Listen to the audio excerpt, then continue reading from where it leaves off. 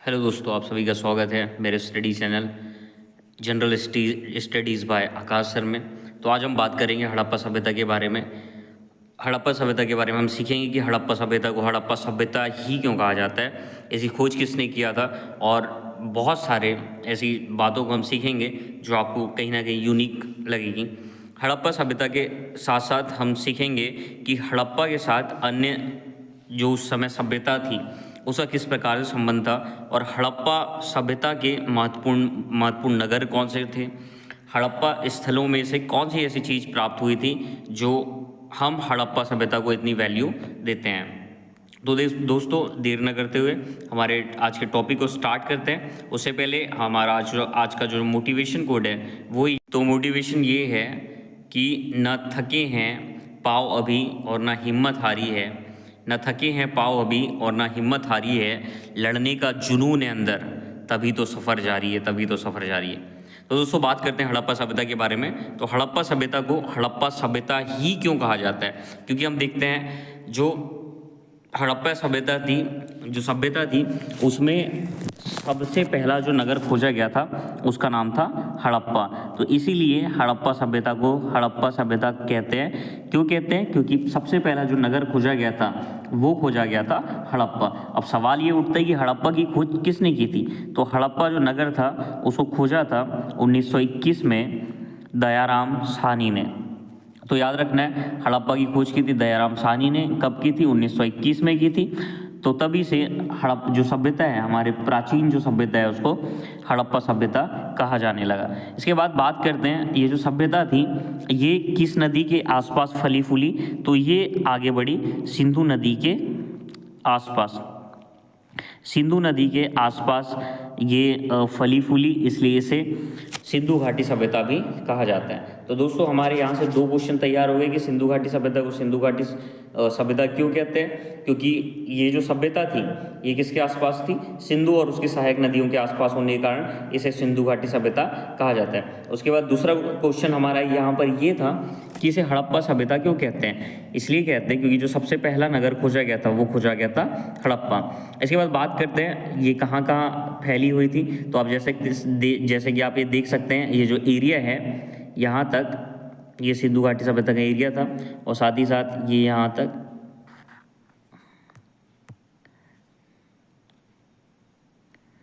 ये जो एरिया है ये था सिंधु घाटी सभ्यता का एरिया। इसके बाद बात करते हैं आगे। जो सिंधु घाटी सभ्यता का जो पूर्वी भाग है वो था आलमगीर, मतलब उत्तर प्रदेश में। पश्चिमी भाग था इसका सुतकांगीडोर, मतलब बलूचिस्तान में। उत्तरी क्षेत्र था इसका जम्मू कश्मीर, मतलब मांडा में। और जो दक्षिणी भाग था वो था दैमाबाद में।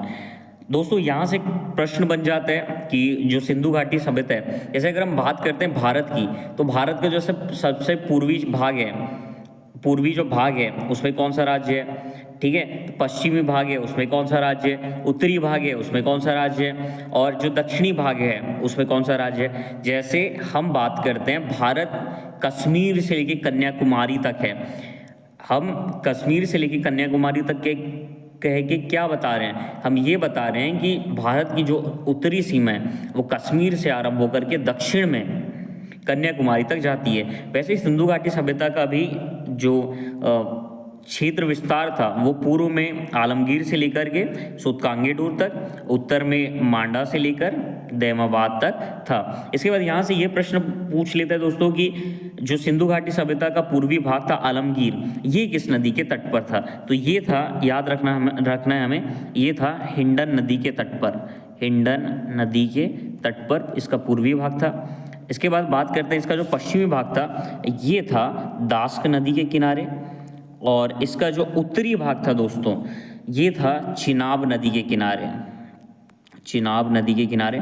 आपको कमेंट बॉक्स में कमेंट करके बताना है कि जो चिनाब है वो किसकी सहायक नदी है। इसके बाद जो दैमाबाद था वो था गोदावरी नदी के तट पर। गोदावरी नदी के तट पर। तो हमारे यहाँ से 2-3 क्वेश्चन क्लियर हो जाते हैं कि जो सिंधु घाटी सभ्यता है उसके पूर्वी भाग का नाम क्या था, तो आलमगीर था। पश्चिमी भाग का नाम क्या था, तो सुल्तानगीडोर था। उत्तरी भाग का नाम क्या था, मांडा था। और दक्षिणी भाग का जो नाम था वो था दैमाबाद। तो हमने देखा यहाँ पर eastern part, western part, northern part और उसका देखा हमने सदर्न पार्ट। और उसके बाद हमने देखा नदियों के नाम, जैसे आलमगीर हिंद नदी के तट पर था, इसके बाद सुल्तानगीडोर दास नदी के तट पर था, और मांडा चेनाब नदी के तट पर। और यहाँ पर बात करते हैं दैमाबाद की, तो दैमाबाद था गोदावरी नदी के तट पर। इसके बाद जो सिंधु घाटी सभ्यता जो स्थल है ये था त्रिभुजाकार।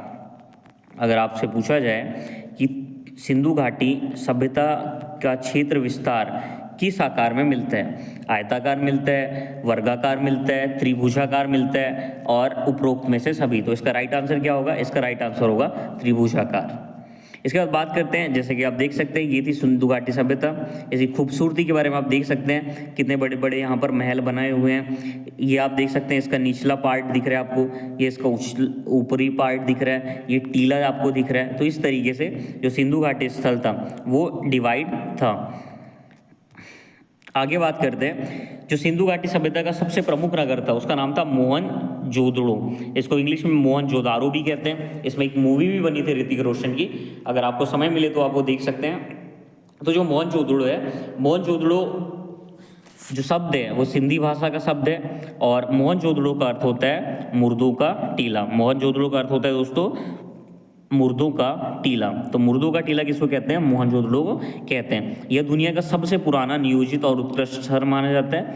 यह सिंधु सभ्यता का सबसे परिपक्व शहर है। यह नगर अवशेष सिंधु नदी के किनारे सक्खर जिले में स्थित है, और इसकी खोज किसने की थी, तो राखलदास बनर्जी ने की थी। 1900 सॉरी दोस्तों, यहाँ पर थोड़ा मिसप्रिंट हो गया, आप याद रख सकते हैं। राखलदास बनर्जी ने इसकी जो खोज की थी वो की थी 1919 और 1920 के बीच में इसकी खोज की थी। तो ये आपको दोनों डेट याद रखना है, 1921 से लेकर के 1922 के बीच में मोहनजोदड़ो की खोज की थी। तो हमारा यहाँ से एक चीज़ क्लियर हो जाती है कि जो मोहनजोदड़ो है, मोहनजोदड़ो का अर्थ होता है, मोहनजोदड़ो का अर्थ होता है मुर्दों का टीला। मोहनजोदड़ो का अर्थ होता है मुर्दों का टीला। और अगर आपसे पूछा जाए कि अभी क्या लोकेशन है मोहनजोदड़ो की, तो आपको मोहनजोदड़ो मिलेगा सिंधु नदी के तट पर। सिंधु नदी के तट पर आपको ये देखने मिलेगा। उसके बाद याद रखना है कि ये पाकिस्तान में है, और पाकिस्तान में कहाँ पर है, तो ये पाकिस्तान में है सिंध जिले में, सिंध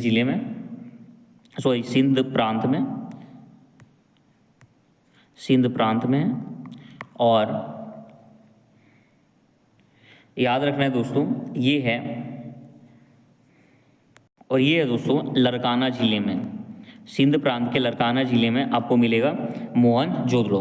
अब हमारे दिमाग में ये सवाल आना चाहिए कि मोहनजोदड़ो से ऐसी कौन सी चीज़ें प्राप्त हुई है जिससे हमें मोहनजोदड़ो के बारे में जानकारी मिलती है, या फिर हमें हड़प्पा सभ्यता के बारे में जानकारी मिलती है, ऐसी कौन सी चीज़ है, तो वो याद रखना है दोस्तों हमें। मोहनजोदड़ो से सबसे पहले हमें याद रखना है विशाल स्नानागार। तो विशाल स्नानागार जो मिला है, विशाल स्नानागार, ये हमें मिला है मोहनजोदड़ो से। मोहनजोदड़ो से अगर आपसे पूछा जाए कि ऐसी कौन सी चीज़ें मिली हैं, तो सबसे पहले हमें याद रखना है दोस्तों विशाल स्नानागार। जैसे कि आप ये इमेज में देख सकते हैं, ये बहुत बड़ा जो कुंड आपको दिखाई दे रहा होगा, ठीक है। तो ये जो कुंड है ये हमें सिंधु घाटी सभ्यता से प्राप्त हुआ है, और माना जाता है कि ये लगभग 12 मीटर लंबा था, 7 मीटर चौड़ा था, और 3 मीटर इसकी गहराई थी। तो हमें ये चीज़ याद यहाँ पर रखना है। इसके बाद बात करते हैं कि ऐसी और कौन सी चीज़ मिली है यहाँ से, तो यहाँ से हमें मिला है विशाल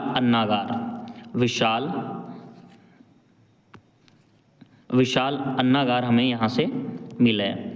विशाल अन्नागार का मतलब होता था दोस्तों जो भी वो अन्न इकट्ठा करते थे, जो भी वो अनाज इकट्ठा करते थे, उसके लिए उन्होंने बड़ी बड़ी बिल्डिंग्स बना के रखे थे, जिसे कहा जाता था विशाल अन्नागार। तो विशाल अन्नागार भी हमें मोहनजोदड़ो से प्राप्त हुआ है। इसके बाद बात करते हैं और कौन सी चीज़ें प्राप्त हुई है, तो यहाँ से हमें विशाल सभा भवन मिले हैं, पक्की ईंटें मिली हैं, साथ ही साथ हमें नर्तकी की मूर्ति भी मोहनजोदड़ो से मिली है। ये बहुत इंपॉर्टेंट है, नर्तकी की मूर्ति।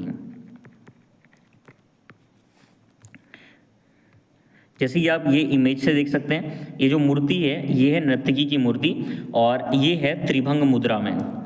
त्रिभंग मुद्रा का मतलब होता है दोस्तों, एक पोजीशन होती है खड़ा रहना, दूसरी पोजीशन होती है बैठना, तीसरी पोजीशन होती है थोड़ा मुड़ जाना। तो जब इंसान थोड़ा मुड़ जाता है तो उस अवस्था को कहा जाता है त्रिभंग मुद्रा। ठीक है, तो जैसे कि आप देख सकते हैं नर्तकी की मूर्ति, और नर्तकी की मूर्ति जो है वह मिली है हमें त्रिभंग अवस्था में हमें यह मूर्ति प्राप्त हुई है। इसके बाद दोस्तों बात करते हैं और कौन सी चीज़ें मिली हैं। तो यहाँ से मिली है हमें पशुपतिनाथ की मुहर, पशुपतिनाथ की मुहर। तो पशुपतिनाथ की जो मुहर है वो भी हमें मोहनजोदड़ो से प्राप्त हुई है। जैसे कि आप इस इमेज में देख सकते हैं, ये थी पशुपतिनाथ की मुहर। पशुपतिनाथ की मुहर आप देख सकते हैं, ये जो हैं, ये जो आकृति में आपको दिख रहे हैं, ये है पशुपतिनाथ। तो पशुपतिनाथ की मूर्ति जो है, इसमें कुछ चीज़ें हमें ध्यान से देखना है। जैसे इनके आपको मिलेंगे, इनके जो सर है, सर में आपको मिलेगा मतलब सिंह मिलेगा, और इनके 3 मुख है। ठीक है दोस्तों, इनके 3 मुख आपको जैसे दिख सकते हैं, और इनके चारों ओर हाथी, गेंडा, चीता और भैंसा आपको दिखाई देगा। जैसे कि आप ये देख सकते हैं, ये जैसे गेंडा दिख रहा है, तो आपको ये चारों ओर जो है जानवर दिखाई देंगे। उसके बाद इसके बाद याद रखना है, इसके 3 सींग है, और इसका चेहरा भी 3 ओर से मुड़ा हुआ है। तो दोस्तों याद रखना कि जो पशुपतिनाथ की मुहर हमें मिली है वो मिली है मोहनजोदड़ो से। इसके बाद बात करते हैं, तो यहाँ से श्रृंगार सामग्री भी मिली है, मतलब सजावट के लिए सामग्री भी मिली है। साथ ही साथ मकान में खिड़की के साक्ष्य भी हमें मोहनजोदड़ो से प्राप्त होते हैं। तो ये बहुत इंपॉर्टेंट चीज़ थी जो हमने याद रखा। तो हमने यहाँ पर देखा विशाल स्नानागार मोहनजोदड़ो से मिला है। इसके बाद हमने देखा नर्तकी की मूर्ति भी हमें मोहनजोदड़ो से मिली है, विशाल अन्नागार भी हमें मोहनजोदड़ो से मिला है, और साथ ही साथ हमें पशुपतिनाथ की मुहर भी मोहनजोदड़ो से मिली है। इसके बाद बात करते हैं सिंधु नदी जो है, सिंधु नदी के बारे में। तो सिंधु नदी के किनारे ही मोहनजोदड़ो बसा हुआ है, ये याद रखना है हमें। सिंधु नदी भारतीय उपमहाद्वीप में भारतीय गंगा के मैदान की मुख्य नदियों में से एक है, और इतना सब ज़्यादा हमें याद नहीं रखना है दोस्तों। हमें याद रखना है जो सिंधु नदी है उसके किनारे मोहनजोदड़ो है, और जो हड़प्पा था, हड़प्पा नगर है, हड़प्पा नगर के किनारे हड़प्पा नगर रावी नदी के तट पर स्थित है। आगे बात करते हैं दोस्तों हम लोग, ये जैसे कि आप देख सकते हैं, ये जो चीज़ दिख रही है आपको, ये है बंदरगाह।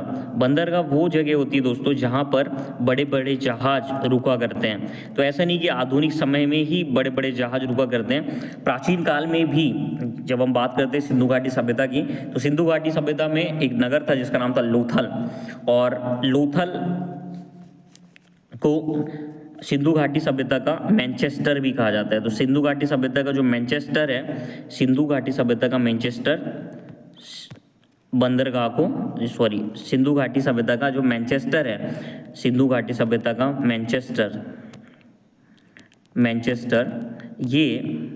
मैनचेस्टर, ये जो कहा जाता है वो लोथल को कहा जाता है। बंदरगाह शहर लोथल को कहा जाता है। गोदीबाड़ा नगर लोथल को कहा जाता है। क्यों कहा जाता है गोदीबाड़ा नगर? क्योंकि यहाँ पर जहाज़ों का निर्माण किया जाता था। इसकी जो लोकेशन है वो है समुद्र के किनारे इसकी लोकेशन है, इसलिए यहाँ पर क्या होता था, यहाँ पर जहाज़ों का भी आना जाना लगा रहता था। इसके बाद जैसे कि आप देख सकते हैं यहाँ पर बहुत सारी चीज़ें लिखी हुई है कि सिंधु घाटी सभ्यता का यह स्थल एक प्रमुख बंदरगाह स्थल था। सिंधु घाटी सभ्यता के इस बंदरगाह स्थल लोथल में एक विशाल गोदीबाड़ा था। लोथल से धान व बाजरे दोनों के साक्ष्य मिले हैं। तो दोस्तों याद रखना है, धान और बाजरे के जो साक्ष्य मिले हैं हमें लोथल से मिले हैं। आगे बात करते हैं, तो यहाँ पर आप देख सकते हैं ये आपको जो दिख रहा है ये है जूता हुआ खेत।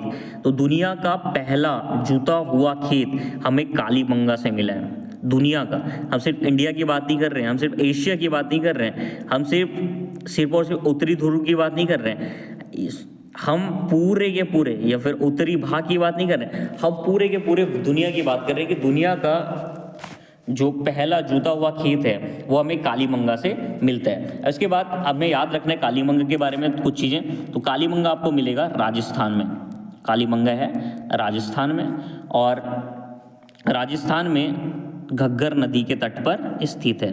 तो कालीबंगा आपको मिलेगा राजस्थान में घग्गर नदी के तट पर। और अगर बात की जाए कालीबंगा की, तो कालीबंगा का अर्थ क्या होता है, जैसे कि आप देख सकते हैं कालीबंगा जो है, कालीबंगा में आ रहा है काला, ठीक है। तो कालीबंगा का अर्थ होता है काले रंग की चूड़ियाँ, या फिर काली मिट्टी की जो चूड़ी है उसे कालीबंगा कहा जाता था। उसके बाद कुछ इन्फॉर्मेशन हमें कालीबंगा के बारे में याद रखना है। तो कालीबंगा जो है उसको एकमात्र ऐसा नगर है जो ऊपरी और निचले शहर दोनों में दुर्ग थे। आप जितनी भी सिंधु घाटी सभ्यता के नगर देखेंगे उसमें जो दुर्ग होते थे, जो किले होते थे, वो ऊपरी भाग में होते थे। क्यों ऊपरी भाग में होते थे? क्योंकि ऊपरी भाग में राजा लोग रहते थे, शासक लोग रहते थे, व्यापारी लोग रहते थे, और नीचे मजदूर लोग रहते थे। बट कालीबंगा एकमात्र ऐसा शहर है जिसने ऊपरी भागों को भी दुर्गीकृत किया और नीचे भागों में भी उसने किलों का निर्माण किया। कालीबंगा से हमें चूड़ी निर्माण उद्योग हमें प्राप्त हुआ है। चूड़ी निर्माण उद्योग हमें कालीबंगा से प्राप्त हुआ है। इसके साथ ही साथ कांस्य उद्योग, गोलाकार कब्र जो है वो भी हमें कालीबंगा से प्राप्त हुई है। साथ ही साथ याद रखना है दोस्तों, शैल्य चिकित्सा की भी कुछ जो चिन्ह हैं वो हमें कालीबंगा से प्राप्त हुए हैं। तो कालीबंगा का अर्थ होता है काले रंग की चूड़ियाँ। कहाँ पर है कालीबंगा? तो राजस्थान में। कौन सी नदी के तट पर है? तो कालीबंगा है घग्गर नदी के तट पर। उसके बाद हमने यहाँ से कुछ चीज़ें देखा, जैसे यहाँ से अग्निकुंड के प्रमाण भी हमें मिले हैं। आगे बढ़ते हैं दोस्तों।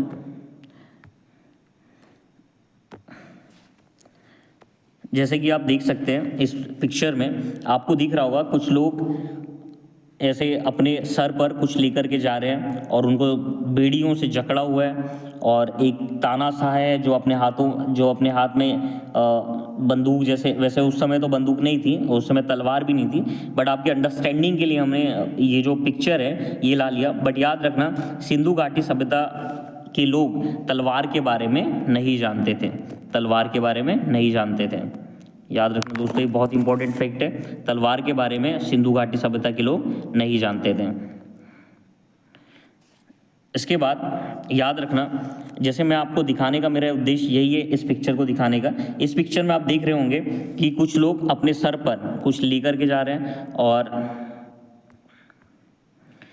एक जो तानाशाह टाइप का व्यक्ति है वो क्या कर रहा है, वो अपने हाथों में बंदूक और तलवार लेकर के उनसे काम करा रहा है। तो इसे मेरा बताने का ये उद्देश्य है कि सिंधु घाटी सभ्यता में दास प्रथा अपने प्रचलन में थी, मतलब बहुत ज़्यादा दास प्रथा थी। और साथ ही साथ इस पिक्चर में आप देख सकते हैं ये जो व्यक्ति है ये क्या कर रहा है, ये बैठा हुआ है और ये इससे वार्तालाप करने की कोशिश कर रहे हैं इस लड़की के साथ। तो यहाँ से क्या प्रतीत हो रहा है दोस्तों आपको, यहाँ से हम देख सकते हैं, यहाँ से वेश्यावृत्ति के हमें चिन्ह प्रकट हो रहे हैं। तो सिंधु घाटी सभ्यता में दास प्रथा का भी प्रचलन था और साथ ही साथ वेश्यावृत्ति का भी प्रचलन था। तो वेश्यावृत्ति का अगर आपसे पूछा जाए कि वेश्यावृत्ति का प्रचलन था सिंधु घाटी सभ्यता में अथवा नहीं था, तो सिंधु घाटी सभ्यता में जो वेश्यावृत्ति थी वो प्रचलन में थी।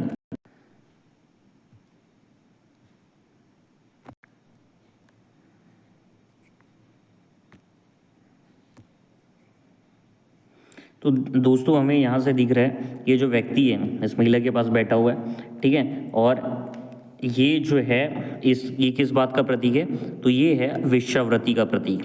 वेश्यावृत्ति के यहाँ से हमें संकेत मिलते हैं। अगर आपसे पूछा जाए कि सिंधु घाटी सभ्यता में वेश्यावृत्ति थी, बहुत कम थी, या फिर बहुत ज़्यादा थी, तो वेश्यावृत्ति दोस्तों यहाँ पर प्रचलन में थी। तो आपको याद रखना है सिंधु घाटी सभ्यता में वेश्यावृत्ति अपने प्रचलन में थी। उसके बाद जो सिंधु घाटी सभ्यता के जो लोग हैं वो कुछ बर्तनों का इस्तेमाल करते थे, और जब वो बर्तन बनाते थे तो पहले जो उनकी जो मिट्टी होती थी, मिट्टी को पहले पकाते थे। और किस चीज़ में पकाते थे, तो वो पकाते थे आग में। जो आग में पकी हुई मिट्टी है दोस्तों उन्हें कहा जाता था टेरीकोटा। तो हमें याद रखना ये टर्म बहुत इंपॉर्टेंट है। अगर आपसे पूछा जाए कि टेरीकोटा का क्या अर्थ होता है, तो टेरीकोटा का अर्थ होता है दोस्तों पकी हुई मिट्टी। तो जब वो बर्तन बनाते थे तो वो पकी हुई मिट्टी का इस्तेमाल करते थे और जिन्हें कहा जाता था टेरीकोटा। तो टेरीकोटा का इस्तेमाल करते थे, और जब वो बर्तन बन जाता था तो वो लाल बर्तन होता था और उसमें काले रंग की वो लोग पेंटिंग कर दिया करते थे। जैसे आपको दिख रहा होगा ये काले रंग की वो लोग पेंटिंग कर दिया करते थे। आगे बढ़ते हैं दोस्तों, जैसे आपकी ये भी बर्तन आपको दिखने में मिल सकते हैं, ये भी सिंधु घाटी सभ्यता के ही बर्तन हैं। जैसे कि आप देख सकते हैं लाल कलर के बर्तन हैं और उसमें जो पेंटिंग की गई है वो की गई है काले कलर से, ये याद हमें रखना है। आगे बढ़ते हैं और अगर बात की जाए जो सिंधु घाटी सभ्यता के जो लोग हैं वो मनोरंजन किस तरीके से किया करते थे, तो दोस्तों वो मुर्गा लड़ाई खेलते थे, मछली पकड़ते थे। तो आपको याद रखना है मुर्गा लड़ाई वो लोग करते थे, मुर्गा लड़ाई करते थे। साथ ही साथ वो लोग मछली पकड़ते थे। तो इस तरीके से दोस्तों वो टाइम पास किया करते थे। जब भी उनके पास समय होता था तो इस तरीके से काम अपने किया करते थे। तो मछली पकड़ते थे, साथ ही साथ वो लोग शिकार करते थे। जैसे कि आप देख सकते हैं जो व्यक्ति है वो क्या कर रहा है, शिकार कर रहा है। तो याद रखना दोस्तों, शिकार करते थे वो लोग, मछली पकड़ते थे, साथ ही साथ वो पक्षियों की और पशुओं की आपस में लड़ाई भी करवाते थे। तो इस तरीके से हमें चीज़ें याद रखना है। साथ ही साथ वो लोग चौसा भी खेलते थे, चौसा भी उस समय वो लोग खेला करते थे। बात करते हैं दोस्तों वहाँ के जो पैटर्न था सड़कों का, तो जो सड़कें थी आपस में एक दूसरों को समकोण पर विभाजित करती थी, और जब ये समकोण पर विभाजित करती थी तो इसे कहा जाता है ग्रिड पैटर्न, इसे कहा जाता है ग्रिड पैटर्न। सिंधु घाटी सभ्यता की जो नगर प्रणाली थी वो, उसमें जो बेहतरीन चीज़ थी, सबसे जो बेहतरीन चीज़ थी वो था सड़क निर्माण। और जो सड़कें थी दोस्तों वो एक दूसरों को समकोण पर विभाजित करती थी, जिसे कहा जाता है ग्रिड पैटर्न। तो वहाँ की जो सड़कें थी वो ग्रिड पैटर्न पर आधारित थी। इसके साथ ही साथ याद रखें दोस्तों, जो सिंधु घाटी सभ्यता के लोग जब सड़क बनाते थे तो सड़क के किनारे में वो लोग बड़ी बड़ी नालियों का निर्माण करते थे। और हर एक व्यक्ति के घर में, जैसे आप देख सकते हैं यहाँ बहुत सारे घर आपको दिखाई दे रहे होंगे, तो हर कोई व्यक्ति क्या करता था, अपने घरों में नालियों का निर्माण करता था। और उनके घर की जो नालियाँ होती थी, उनके घर की जो छोटी छोटी नालियाँ होती थी, वो छोटी छोटी नालियों का पानी बड़ी नाली में जाता था, और बड़ी नाली जब दूर आगे जाती थी तो वहाँ पर गटर बने हुए थे। आजकल के जो गटर है दोस्तों वो भी सिंधु घाटी सभ्यता की ही एक कहना चाहिए कि देन है, ठीक है। और गटर को उस समय सिस्पीट के नाम से जाना जाता था, जिसकी बीच बीच में सफाई करवा दी जाती थी। तो हमें ये जो इन्फॉर्मेशन है वो याद रखना है। उसके बाद याद रखना है कि वो लोग जो भवन बनाते थे, वो लोग जो घर बनाते थे, उसमें पक्की ईंटों का इस्तेमाल वो लोग किया करते थे। और दोस्तों सबसे इंटरेस्टिंग बात ये है कि उस समय भी लोग अपने घरों में स्नानागार बनाते थे, अपने घर में शौचालय बनाते थे। तो ये बहुत दिलचस्प बात मुझे लगी जब मैंने इसे पढ़ा। तो उस समय भी वो लोग अपनी स्वच्छता का बहुत अच्छे से पालन किया करते थे। दोस्तों सिंधु घाटी सभ्यता में ये जो इन्फॉर्मेशन है आपको याद रखना है। इसके बाद बात करते हैं, जैसे आपको ये दिख रहा होगा बहुत सारे लोग व्यापार कर रहे हैं, लेन देन कर रहे हैं। बहुत इंटरेस्टिंग बात बताना चाहता हूँ दोस्तों यहाँ पर कि सिंधु घाटी सभ्यता के जो लोग हैं उनके जो घर होते थे वो सामने की ओर नहीं खुलते थे, उनके जो घर है वो पीछे की ओर खुला करते थे। एकमात्र अगर आपसे पूछा जाए ऐसा कौन सा नगर था जो सामने की ओर खुला करता था, लोथल एकमात्र ऐसा नगर था जो सामने की ओर जिसके दरवाजे खुलते थे, मतलब सड़क की ओर जिसके दरवाजे खुलते थे। लोथल की अगर बात की जाए, लोथल की लोकेशन की, तो लोथल की लोकेशन है गुजरात के अहमदाबाद जिले में। लोथल को सिंधु घाटी सभ्यता का मैनचेस्टर भी कहा जाता है, गोदीबाड़ा भी कहा जाता है। और लोथल की जो लोकेशन थी दोस्तों वो थी भोगवा नदी के तट पर, भोगवा नदी के तट पर। और अगर आपसे कोई पूछ ले कि लोथल की खोज किसने की थी, तो लोथल की खोज की थी रंगनाथ राव ने 1954 में। रंगनाथ राव 1954। तो ये इन्फॉर्मेशन आपको याद रहनी चाहिए। ये भी लोकेशन आप देख सकते हैं, इनके भी जो घर है वो पीछे की ओर मुड़ रहे हैं। और अगर आपसे पूछा जाए कि एकमात्र ऐसा कौन सा नगर था जिसके जो दरवाजे हैं वो सामने की ओर खुलते थे, लोथल के दरवाजे सामने की ओर खुलते थे। लोथल किस नदी के तट पर है, तो भोगवा नदी के तट पर है। लोथल की खोज किसने की, तो रंगनाथ राव ने की। कब की, 1954 में की। तो ये इन्फॉर्मेशन आपको याद रखना है। आगे बात करते हैं, जैसे कि आप ये स्लाइड में देख सकते हैं, सिंधु घाटी सभ्यता के लोग जो थे उनकी जो लिपि थी, जैसे हम लोग अगर हम बात करें हिंदी की तो हम लोग देवनागरी लिपि में हिंदी लिखते हैं। उस समय जो सिंधु घाटी सभ्यता के जो लोग हैं उनकी जो लिपि थी उसे कहा गया है भाव चित्रात्मक लिपि। भाव चित्रात्मक लिपि। भाव चित्रात्मक लिपि का मतलब होता था दोस्तों कि जो वो लोग लिपि का इस्तेमाल करते थे, जिन शब्दों का इस्तेमाल करते थे, उनसे किसी न किसी भावों का प्रकट होता था, इसलिए उसे एक नाम दिया गया था भाव चित्रात्मक लिपि। और वो लोग लिखते थे दोस्तों इस तरीके से, दाएं से वो लोग बाएं लिखते थे, और अगर उनको दूसरी लाइन लिखना है तो वो बाएं से फिर दाएं लिखना चालू कर देते हैं। हम लोग कैसे लिखते हैं, हम लोग बाएं से लिखते हैं दाएं, और अगर हमें दूसरी लाइन लिखना है तो हम फिर बाएं से दाएं। ठीक है दोस्तों, तो इस तरीके से हम लोग लिखते हैं। पर वो लोग कैसे लिखते थे, वो लोग लिखते थे दाएं से बाएं, और फिर अगर बाएं पहुंच गए तो फिर बाएं से दाएं। इसे कहा जाता है द्विदिशात्मक लिपि। तो सिंधु घाटी सभ्यता के लोग जिस लिपि का इस्तेमाल करते थे उसे कहा जाता था भाव चित्रात्मक लिपि। क्यों भाव चित्रात्मक क्योंकि कोई भी शब्द वहाँ से नहीं मिला है। कुछ वो लोग प्रतीकों का इस्तेमाल करते थे लिखने के लिए, और उनकी जो डायरेक्शन होता था लिखने का वो होता था दाएं से बाएं। अगर उनको दूसरी लाइन लिखना है तो वो क्या करते थे, बाएं से दाएं दूसरी लाइन लिख दिया करते थे। तो यहाँ से हमें याद चीज़ें रखना है। इसके बाद वो लोग अनाज के लिए, खाने के लिए किस चीज़ का इस्तेमाल करते थे, तो दोस्तों वो लोग खाने के लिए गेहूं का इस्तेमाल करते थे। गेहूं के साथ साथ वो लोग जौ का भी इस्तेमाल करते थे। गेहूं और जौ का इस्तेमाल वो खाने के लिए करते थे। अगर उनको मीठा खाना होता था तो मीठा खाने के लिए वो लोग डेयरी मिल्क नहीं लाते थे, क्योंकि डेयरी मिल्क तो उस समय था ही नहीं। तो वो लोग मीठा खाने के लिए शहद का इस्तेमाल करते थे। ये चीज़ याद रखना है। अगर उनको अनाज खाना था तो अनाज खाने के लिए गेहूं और जौ का इस्तेमाल, और अगर बात की जाए मिठास के लिए तो मिठास के लिए लोग शहद का इस्तेमाल करते थे। इसके बाद ये आपको स्थानागार देखने को मिल रहा है फिर से।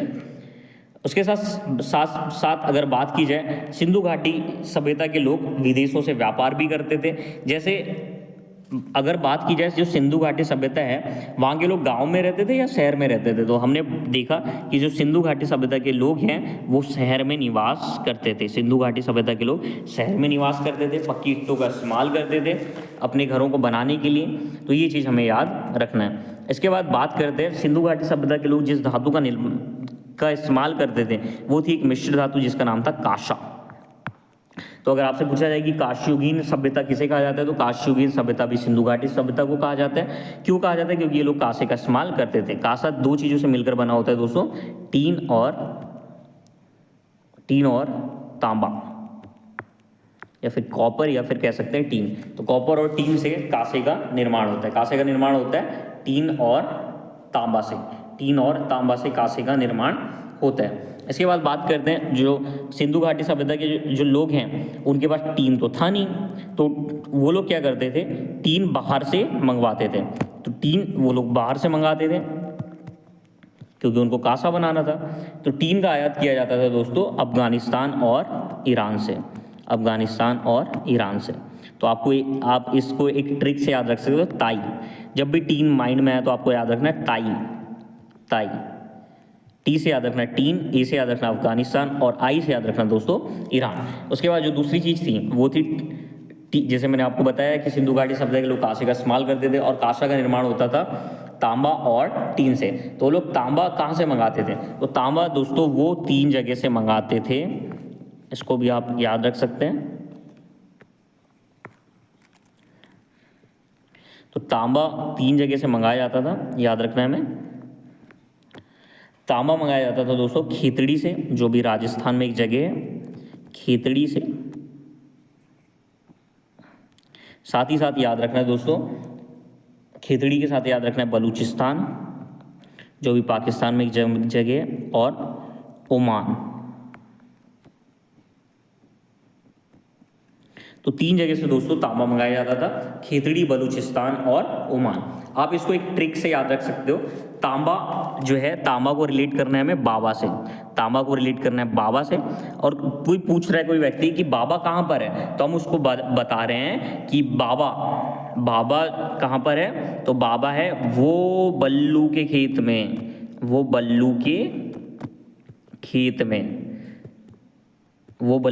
में, तो बाबा को रिलेट करना है तांबा से, और ओ से याद रखना है ओमान, बल्लू से याद रखना है बलूचिस्तान, और खेत से याद रखना है खेतड़ी। तो तांबा जब भी आया तो बाबा को याद रखना है, बाबा कहाँ पर, ओ बल्लू के खेत में। ओ मतलब ओमान, बल्लू मतलब बलूचिस्तान, और खेत मतलब खेतड़ी। तो हमें दोस्तों याद रखना है ये चीज़ें। अब बात करते हैं, वो लोग सोने का भी इस्तेमाल करते थे, तो सोना तो उनके पास था नहीं, तो सोना वो मंगाते थे कर्नाटक और अफगानिस्तान से।